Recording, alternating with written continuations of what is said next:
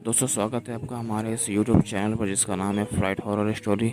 दोस्तों यह स्टोरी हमने एक ऑनलाइन वेबसाइट से ली और दोस्तों आगे हम आपको यह स्टोरी बिल्कुल वैसे ही बताने वाले हैं जैसा उस ऑनलाइन वेबसाइट में लिखा था। तो दोस्तों हेडफोन्स लगाएं और आनंद लीजिए हमारी इस स्टोरी का।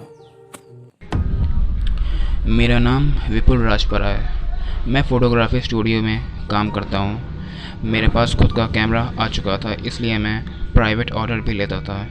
एक दिन मेरी लता भाभी ने कुलियाड़ा गांव में एक मुझे काम दिलाया। किसी की बर्थडे पार्टी थी, आने जाने का अलग से पैसा मिल रहा था और फोटोग्राफी का भी अच्छा पेमेंट मिल रहा था, इसलिए मैंने काम के लिए तुरंत हामी भर दी। दिक्कत सिर्फ यह थी कि पार्टी देर रात तक चलनी थी। उसके बाद वहाँ पर रुकने का कोई अच्छा ठिकाना नहीं था, इसलिए रात ही में ट्रैवल करके मुझे वापस घर आना था। काश उस खौफनाक रात की याद मैं अपनी ज़िंदगी से मिटा सकूं। मुझे याद है ऑर्डर की डेट पर मैं कैमरा सेटअप लेकर वहां पहुंच गया था। रात को 8 बजे पार्टी शुरू हुई थी।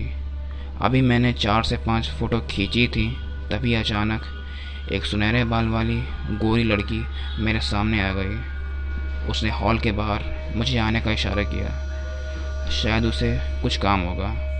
मैंने उसे कैमरा दिखाया और कहा अभी नहीं आ सकता।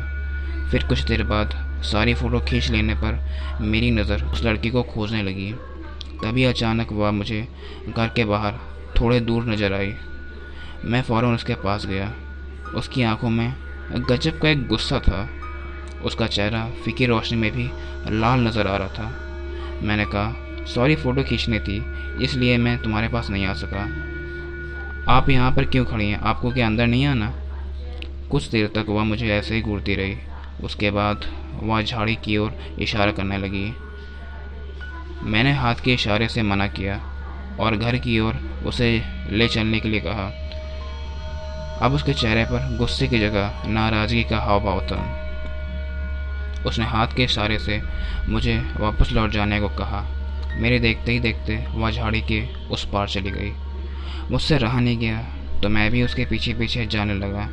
मैंने उस वक्त अपनी बेवकूफ़ी का अंजाम सोचा नहीं था। कुछ देर पर गुप्त अंधेरा सामने आ गया था। मैं अचानक बेचैनी महसूस करने लगा था। मुझे बहुत ज़्यादा पसीना आने लगा था। अब मेरा दिल मुझे चेतावनी दे रहा था कि अब तो कुछ बुरा होने ही वाला है। मेरा फ़ोन जेब में पड़ा था, लेकिन कपकपाहट के मारे मैं उसे ऑन तक नहीं कर पा रहा था। अचानक मेरी नज़र एक भूरे पत्थर पर गई। ऐसा लग रहा था कि वहाँ पर कोई 2 लोग बैठे हुए हैं और बात कर रहे हैं। मैं गिरते पड़ते उनकी ओर जाने लगा, लेकिन जब मैं वहाँ पास पहुँचा तो दोस्तों मेरी रूह कांप गई थी। वहाँ पर वही लड़की बैठी थी जिसने मुझे झाड़ी के भीतर आने का इशारा किया था। अब उसका विकराल रूप मेरे सामने था। एक धड़ पर 2 सिर वाला भयानक नज़ारा देखकर मेरी चीख निकल गई थी। उस लड़के के धड़ पर जो एक और सिर लगा था वो बहुत बुरी तरीके से कुचला हुआ था। उस भयानक आकृति से दिल दहला देने वाली आवाज़ें भी निकल रही थी। मैं उसी वक्त वहाँ से अंधाधुंध भागा और किसी तरह एक कच्चे रास्ते पर आ गिरा। थोड़ी दूर 2 बुलेट वाले लड़के आए और मुझे बर्थडे पार्टी वाले मकान तक ले गए। उन्होंने मुझे धमकाते हुए कहा कि मैं वहाँ झाड़ी के भीतर क्या कर रहा था। अब लड़की वाली बात बताकर मैं अपनी मुश्किल तो और बढ़ाना चाहता नहीं था। तभी अचानक उन्होंने मुझे एक ज़ोरदार चांटा मारा और कहा कि फ़ोटो वापस देने के लिए भी यहाँ वापस मत आना। उन्होंने मुझे मेरे पैसे दिए और फ़ौरन वहाँ से निकल जाने को कहा। मैं उस जगह से तो चला गया था, लेकिन इस घटना के बारे में पता करने पर दोस्तों मेरे रोंगटे खड़े हो गए थे। उस घर के मालिक ने अपने परिवार के साथ मिलकर अपनी जवान बेटी और उसके प्रेमी को मौत के घाट उतार दिया था।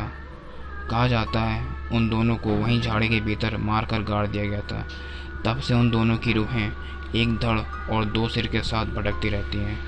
वहाँ झाड़ियों में आए दिन मरे हुए पक्षी, मरे हुए जानवर पाए जाते हैं। मैं उस खतरनाक जगह से जिंदा तो बच गया, लेकिन दोस्तों कभी ना मिटने वाली भयानक याद मेरे जहन में बस चुकी थी।